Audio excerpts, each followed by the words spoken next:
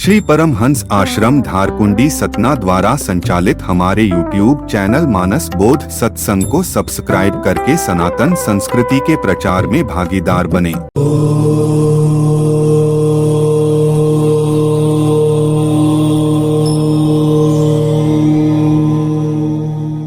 राम लक्ष्मण सीता ही one को क्यों गए?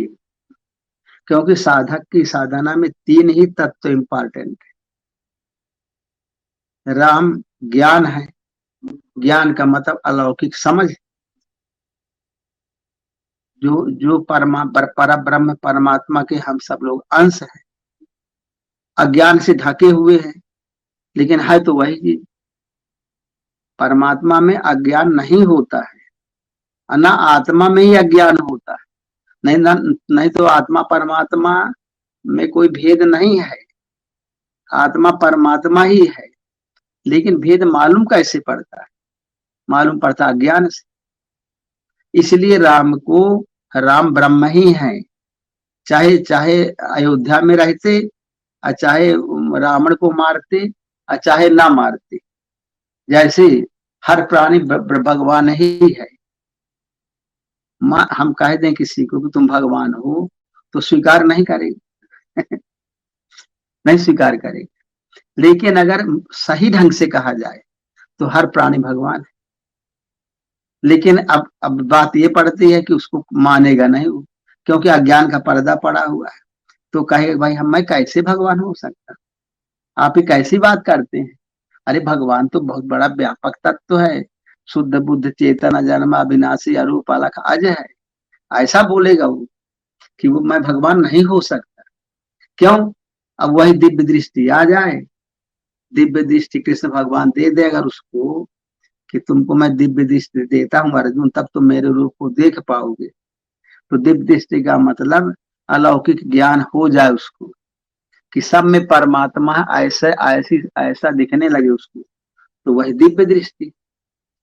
आदमी में, स्त्री में, बच्चों में, नदी में, पहाड़ में, हाथी में, घोड़ा में, बिल्ली में, बंदर में, 84 लाख योनियों में, जलचर में, थलचर में, नभचर में, सूर्य में, चंद्र में, सब जगह मैं ही तो हूँ।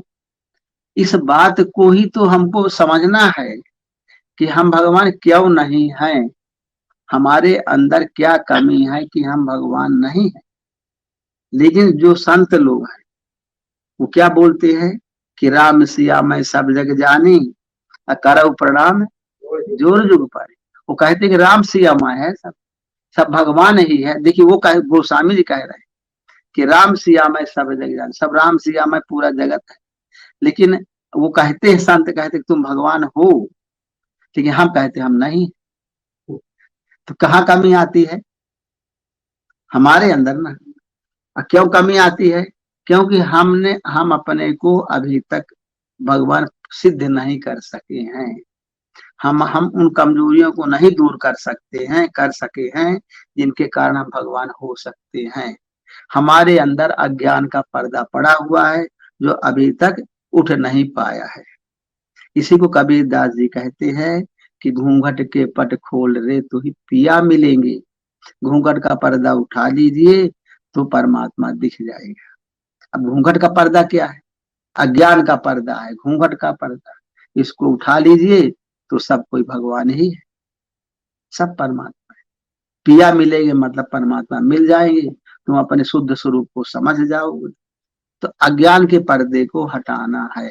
आइए, अज्ञान के पर्दे को हमें हटाना होगा, तब हम परमात्मा को जान पाएंगे, तब परमात्मा को देख पाएंगे।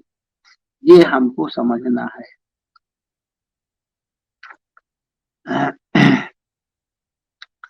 तो इसलिए हर प्राणी भगवान ही है, लेकिन वो अपने से नहीं कह सकता है, क्योंकि अपने को दीनहीन, अपने को बंधा हुआ मानता है, अज्ञान में ग्रसित मानता है, अल्पज्ञ मानता है। तो कोई कोई नहीं मानेगा कि मैं भगवान हूं। किसी को कही कि मैं भगवान हूं, जो बहुत अहंकारी होगा रावण जैसा, वही कहेगा कि मैं भगवान हूं, अज्ञान सहित बोलेगा कि मैं भगवान है। संसार भी भगवान है। अगर वो नहीं, केवल अपने को भगवान, जो रावण जैसा होगा वो अपने को भगवान मानेगा, बाकी सब संसार को नहीं। हाँ, संसार को नहीं। हाँ, और जो सही भगवान है वो सबको भगवान मानेंगे। हाँ, और जो अगर आत्मबोध नहीं हुआ तो केवल अपने भर को अहंकार के कारण भगवान मानेगा। एको अहम द्वितीयो नास्ति, न भूतो न भविष्यति, मैं ही भगवान हूँ। हाँ, और संसार है सब। तो यही बात इसमें है कि लक्ष्मण कि भरत जी कहते हैं कि मेरा ही सब कुछ दोष है। देखिए, ये जो बीमारी है, ये जीव से ब्रह्म बनने तक की यही साधना है, और कोई साधना नहीं है। चाहे इसको आप सत्संग के द्वारा समझ लीजिए, अंदर बैठाइए, बार बार ज्ञान के द्वारा उसको स्मरण करिए कि मैं ब्रह्म हूं। अगर काफी त्याग वैराग्य आ गया तो चाहे उसमें आप लग जाइए।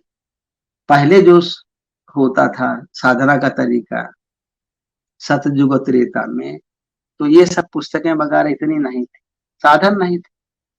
तो गुरु लोग का बहुत नहीं पढ़ लिख पाते थे।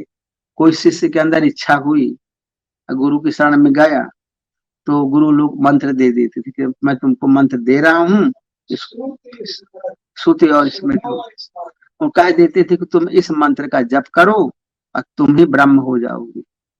तो वो बता देते थे, जैसे कहते हैं अहम ब्रह्मास्मि, कहीं बस इसको जपते रहो, याद करते रहो, बस हो गया, हो गया, हमने दे दिया मंत्र।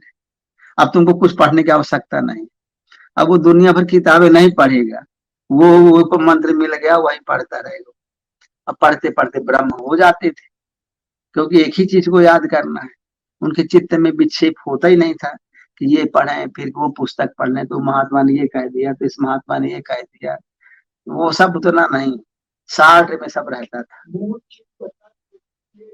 तुम ये होगा, आगे कुछ नहीं, तो बस उसी में पकड़ के वो ब्रह्म को प्राप्त कर लेते थे। है डायरेक्ट है सब, लेकिन आदमी अपने बुद्धि से नाना शाखाएं बना लेता है, विश्वास भरोसा नहीं रहता, नाना शाखाएं पैदा आदमी अपने से करता है।